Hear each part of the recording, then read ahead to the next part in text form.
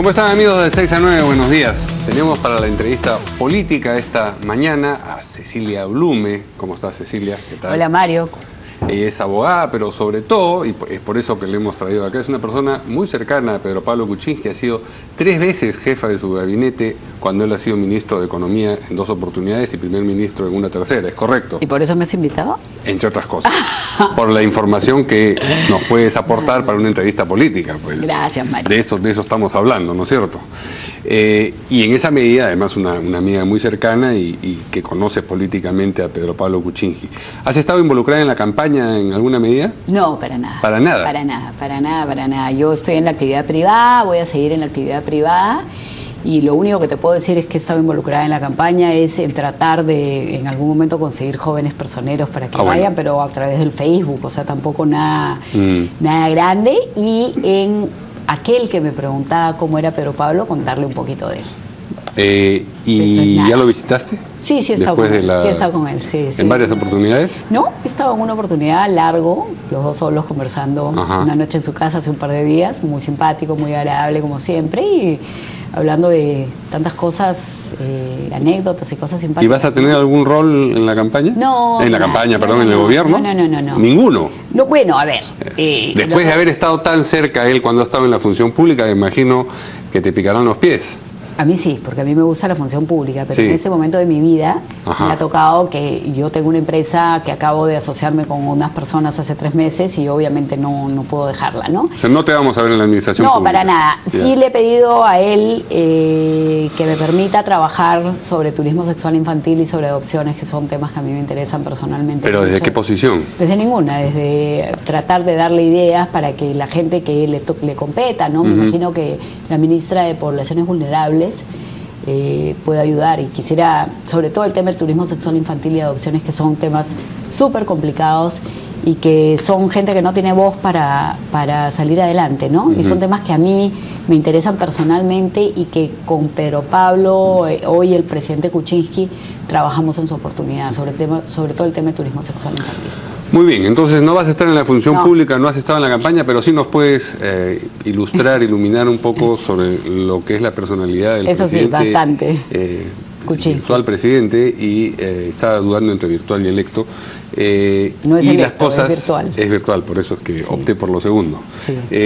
Que han sucedido durante la campaña. Uno de los mayores escollos que tiene en este momento para acercarse a quien tiene el 50% del electorado, es decir, la Fuerza Popular, son lo que han llamado los insultos, los agravios, las ofensas, etcétera, etcétera. En alguna medida eso se ha sentido impostado, de lado y lado, pero a lo largo de la campaña se fue haciendo real. Pero más impostado todavía en el caso de Pedro Pablo Kuczynski, estos exabruptos, como decir hijo de ratero, o antes hablar de la perra vida, son, entiendes tú, cosas que le soplan al oído y él termina, digamos, dejando salir de la boca a pesar de sí? Mira, yo te diría que uno es esclavo de lo que dice y dueño de lo que calla, Así ¿no? es. Y si tú lo dices, tú no puedes decir, me lo dijeron. Pero sí, yo te podría poner mis manos al fuego las dos, porque a él no se le ocurrieron y le dijeron que las diga. Claro que es responsable de haberlas dicho, por eso comienzo por decir sí, que uno es esclavo de lo que dice, ¿no? Yo conozco bastante al doctor Kuczynski, es una persona totalmente tranquila, ponderada, mesurada, que estoy segura que tiene además una buena impresión de Keiko Fujimori. Y yo creo que del otro lado igual, o sea, decirle a Keiko, a Pedro Pablo Kuczynski, que ha hecho narcolobby para beneficiar al señor Fernando Ceballos, cuando fue el doctor Kuczynski el único que paró la línea aérea de una persona que le han metido 30 años de cárcel, ¿no? Entonces, realmente se han dicho las cosas más horribles. No, de decirle que ha traicionado al Perú. Traicionero, exactamente, que ha traicionado al Perú y que se fue escapado porque era una persona que tenía miedo y que salió corriendo. Todo eso son mentiras. Yo creo que esta campaña ha sido especialmente complicada en la segunda vuelta, una segunda vuelta que no esperábamos, porque todos esperábamos, oye, son personas similares, son personas las dos decentes, honorables, no se van a ir a las manos, y esto ha sido una cosa que ha tenido los niveles. Yo no recuerdo unas campañas, es cierto que no todas las he seguido con este entusiasmo, pero No recuerdo algo así. Y cosas, yo escuchaba, por ejemplo, publicidad de radio de Peruanos por el Cambio, donde la voz de Pedro Pablo Kuczynski decía: no más esterilizaciones forzadas, no más Grupo Colina. Circunstancias que se conocían en el 2011 cuando él apareció en un estrado apoyando a Keiko Fujimori, de manera que la contradicción es flagrante. Yo creo que ahí han sido los jefes de campaña. Yo creo que los jefes de campaña, para ganar una elección que ha estado tan pegada, te han dicho: ya, ¿tú quieres ser presidente? Bueno, con todo. Y lo mismo le ha pasado a Keiko Fujimori. O sea, yo estoy segura que Keiko Fujimori no es la persona del segundo debate. O sea, yo... No, pero si el primero también estuvo bastante... No, pero el segundo debate ya las cosas fueron mucho más agresivas, ¿no? Yo creo que en ambos casos se han dejado llevar por las ganas de ganar, por lo cerca que estaban, y desafortunadamente se han dicho muchas cosas muy, muy fuertes de ambos lados, ¿no? Pero esta actitud de primero gano, después ya veré cómo gobierno, porque evidentemente se estaban comprando un pleito para el día 6 de junio. Esa es la actitud peruana, pues. Ya, y con eso nos tenemos que dar por satisfechos y contentos. Yo no. Ya. Yo no, pero es la que ha campeado en todas las elecciones que yo recuerdo. Y todas las elecciones que yo recuerdo, y yo te ofrezco de todo, yo firmo 40.000 compromisos con todos, y ya después veo cómo hago. Bueno, ese es un buen punto. Hay cosas que se ofrecen en la campaña y cosas que no se cumplen en la campaña. Esa es otra... El 90% de las cosas no se cumplen, ¿no? 90% Si no, veamos la hoja de ruta de Humala y revisemos cuánto ha cumplido de la hoja de ruta. Muchas cosas no se cumplen porque no se pueden cumplir. Entonces tú... No se debieron haber ofrecido en primera instancia tampoco. No, pues, pero el que ofrece sabe que no las va a cumplir, y el que las recibe el ofrecimiento también sabe que no va a ser cumplido. Entonces esto es como una mentira entre dos, ¿no? Es oye, yo le digo a, no sé, X entidad que le voy a hacer esto, le voy a dar tanto trabajo, y sé que no lo puedo hacer. En fin. Ahora, hay una ventaja en la edad de Pedro Pablo Kuczynski, que puede haber varias, digamos, la experiencia y la tranquilidad. Bueno, la ventaja es que no va a querer nada más. A esta iba yo. Exacto. Es decir, los que pasan por el poder tienen muchas veces la aspiración de volver al poder. Porque el poder, y en esa medida, sí, porque el poder seduce, en esa medida no están dispuestos a tomar medidas impopulares que creen necesarias, porque dicen, bueno, esto me va a enajenar el voto mayoritario y no, otra no voy a otra cosa, y eso es una impresión personal, Peruanos por el Cambio es PPK, no es un partido político. Bueno, entonces, claro, al haber optado por las siglas de su nombre, ¿quién es el sucesor? Se han atado ¿Quién es el sucesor? No hay, pues. Entonces, dado que no hay un sucesor, el partido comienza y acaba en el presidente Kuczynski, y por lo tanto yo creo que el presidente Kuczynski tiene no solamente la responsabilidad, sino la oportunidad de, como él dice, ser el presidente recordado por modernizar el Perú. Ahora, hay cosas que él ha dicho que a mí en lo personal me preocupan, pero que ya comienzan a ser tamizadas. Por ejemplo, reducción del IGB. Ya he leído declaraciones de Alfredo Torne que dice que bueno, que lo van a reducir, pero en la medida... En el tiempo, la medida que la caja fiscal aguante. La caja fiscal.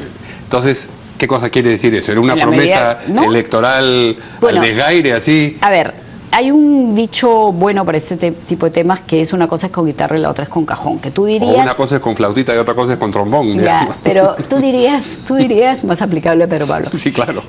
Tú dirías que en el caso de Pedro Pablo, del presidente Kuczynski, es difícil decirlo, pero yo creo que todos debemos hablar del presidente Kuczynski ahora, ¿no?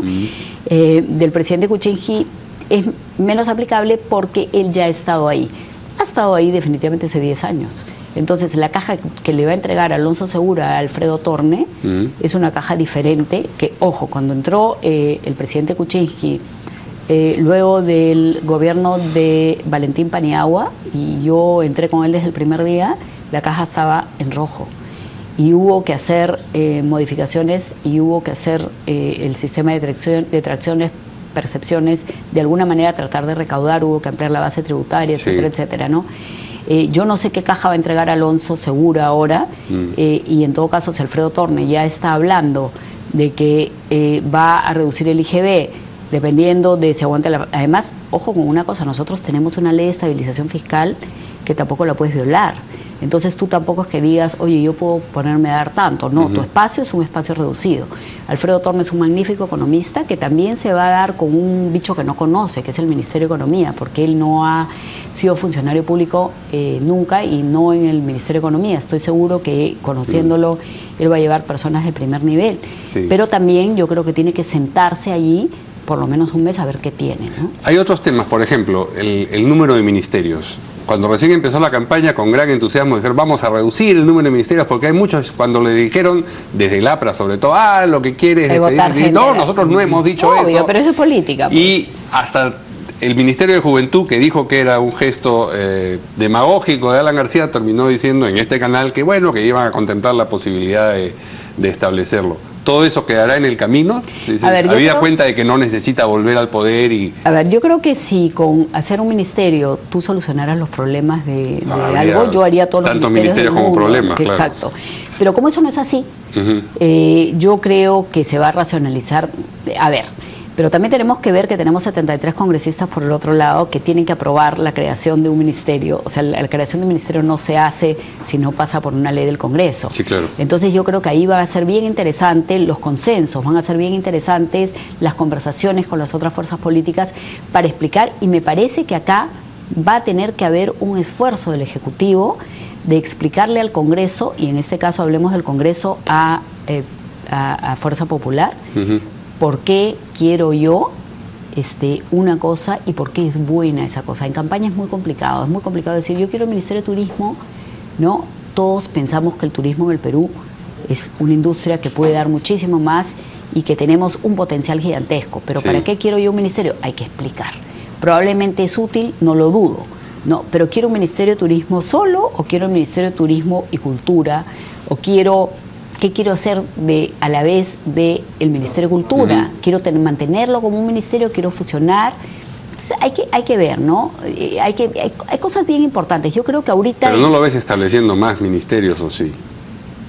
A ver, yo por lo que lo conozco, yo creería que iría más bien a fusionar ministerios. Fusionar y optimizar, ¿no? Ahora, eso no necesariamente quiere decir voto personal, porque realmente, y esto para la gente que nos puede estar escuchando del Estado y que puede decir, oye, en realidad me van a votar.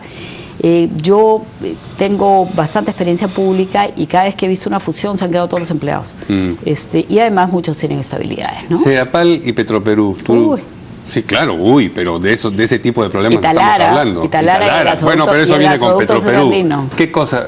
¿Cómo lo ves enfrentando esa situación? A ver, siguiendo con la corriente y decir, bueno, ok, cuando estuve en campaña dejé esto intacto e intacto se quedará en los 5 años de mi gobierno. A ver, lo primero que tenemos que entender es que el presidente Kuczynski lo que tiene que buscar ahorita es un premier, y ese premier junto con él harán gabinete. Ahí hay un ministerio sumamente importante que es el Ministerio de Energía y Minas. El Ministerio de Energía y Minas tiene Talara, tiene Petroperú, tiene el gasoducto surandino. Para mí, personalmente, y creo que para muchos que hemos estudiado el tema, yo he sido miembro de la primera comisión revisora del tema de Talara, y teníamos una refinería que se iba a repotenciar y que iba a costar $300 millones. Ahora vale 3.500 de nuestros bolsillos. ¿Para qué? Para traer petróleo de Venezuela y de Ecuador y utilizar la refinería. O sea, no es que nosotros tengamos petróleo para ponerle a la refinería. Es más, la ampliación de Repsol ahorita nos va a cubrir más de 100.000 barriles refinados diarios de petróleo que no tenemos. Entonces, es ridículo gastarte 3.500 millones de dólares. Yo no sé de dónde han salido estos números, pero eso ya empezó y ya se gastaron 1.000. Si yo tuviera que tomar una decisión ahí, pararía ahora y diría, con los 1.000 me quedo. Control de daños, digamos. Control de daños, sí. Porque además es absurdo porque ese dinero se necesita en el resto del Perú. Si tú me dijeras, somos un país rico, entonces a mí qué me importa, yo me tiro 3.500 millones y sigo trayendo petróleo de Ecuador y de Venezuela para refinarlo ahí. ¿Por qué? Porque en Talara la gente le gusta tener su refinería. Y porque le da trabajo a un grupo de personas. Muy reducido, a la cual además puedes con esos 2.500 millones que te faltan darles cualquier cosa. Es sofisticado hacer esa explicación, y a eso voy con impopular. Es decir no vamos a seguir con Talara es impopular. ¿Puede tomar una decisión así Pedro Pablo Kuczynski? Ojalá su ministro de Energía y Minas sea lo suficientemente capaz y lo suficientemente determinado. El ministro lo pone él, pues, ¿no? Pero perdón, el ministro lo pone él, pero él va a respetar los sectores. En eso es súper respetuoso. O sea, yo he trabajado con él 5 años.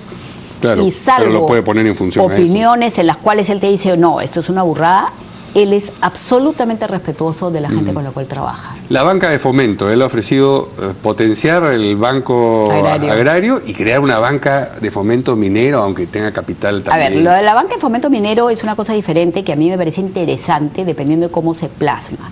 La banca de fomento minero no es una banca de fomento minero porque los mineros no necesitan que les fomentemos nada. Lo que es una forma en la cual tú atacas la minería informal, no la ilegal que está prohibida, la informal. La informal, ¿qué pasa? Tú tienes personas que habilitan a los mineros informales porque el minero informal no tiene plata para extraer el mineral. ¿Y le corresponde al Estado poner ese dinero para que se lleve adelante? Si de ahí tú con ese mineral te vas a la minería ilegal, y con la minería ilegal lo que tienes es un delito, lo que sí necesitas es una forma, y yo no creo que sea un banco, lo que tiene que ser es COFI, habilitación de precios, o sea, tú no tienes que hacer un banco, y el Banco Agrario, a mi juicio hay que cerrarlo, no sirve para nada. Es un banco que nació en el gobierno de Toledo, Yo creo que el Banco Agrario, los resultados del Banco Agrario y la cantidad de dinero que no se ha recuperado, tuyo y mío y de los que nos están escuchando, debe ser para ahora. A él, cuando se hizo el Banco Agrario, que además lo hicimos en el Ministerio de Economía, fue una especie de clamor popular. Nunca me voy a olvidar el día de la votación del Banco Agrario, no había un congresista que no aplaudiera de pie. ¿Por qué? Porque son cosas populistas, es como las AFP, 25% para vivienda, todos de pie. Cuando el sistema lo hayas destruido y tengas que recuperar, el Banco Agrario se le puso muy poco capital, por lo tanto se perdió muy poco dinero, pero en los años se ha ido subiendo. Y como este es un país pobre, a mí me parece que no se debe perder el dinero sin optimizar. ¿Qué estamos pasando ahorita? ¿Qué estamos viviendo ahorita? Estamos viviendo las heladas más espantosas de los últimos años, y en vez de darle plata pues al Banco Agrario, ¿por qué no le damos, ¿y todo eso lo has dicho en tu conversación a Pedro Pablo Kuczynski? Hemos hablado del friaje, sí. Del Banco Agrario. No hemos hablado del Banco Agrario. Y las cosas que se pueden hacer. Hemos hablado del Banco Agrario por una sencilla razón, él no me ha preguntado, y yo no voy a estar dándole clases a la gente que no me pregunta. Si tú me estás preguntando, yo te estoy contestando. Bueno, es una entrevista, eso es distinto. Obviamente, si él me pregunta, hemos tenido que hablar de bastantes otras cosas. Hemos hablado del agua. Él es una persona preocupadísima por el agua. Hemos hablado de la gente pobre, hemos hablado del friaje. Hemos hablado de que el friaje, dicho por él, no debe ser no debe ser un problema en los julios, sino una política pública. Hemos hablado, sí, del turismo sexual infantil, porque ese es un tema que yo siempre meto. Y eso sí, y hemos hablado básicamente, yo le he preguntado mucho qué sintió cuando se dio cuenta que era presidente, ¿no? O sea, cómo es ese sentimiento. Yo nunca he tenido la oportunidad de estar con alguien tan cerca, que es presidente de la República, ¿no? Y eso, hemos hablado de cosas personales, de Susi, su hija, que se graduó y se va a Princeton, de sus hijas mayores, de sus nietos, eso es, y de mis hijos. Muy bien, Cecilia. Gracias. Nos acabó el tiempo, pero espero tenerte cuando quieras. A lo largo de los 5 años de gobierno había cuenta. Ojalá para hablar de cosas muy buenas. De cómo todas estas cosas no ocurrieron. Y cómo estoy segura de que el país se va para arriba, y una de las primeras aseveraciones ha sido ganar el partido a Brasil, y estoy segura que este viernes ganaremos de nuevo. Muy bien, muchas gracias a Cecilia Blume. Nos vemos mañana aquí en De 6 a 9. Buenos días.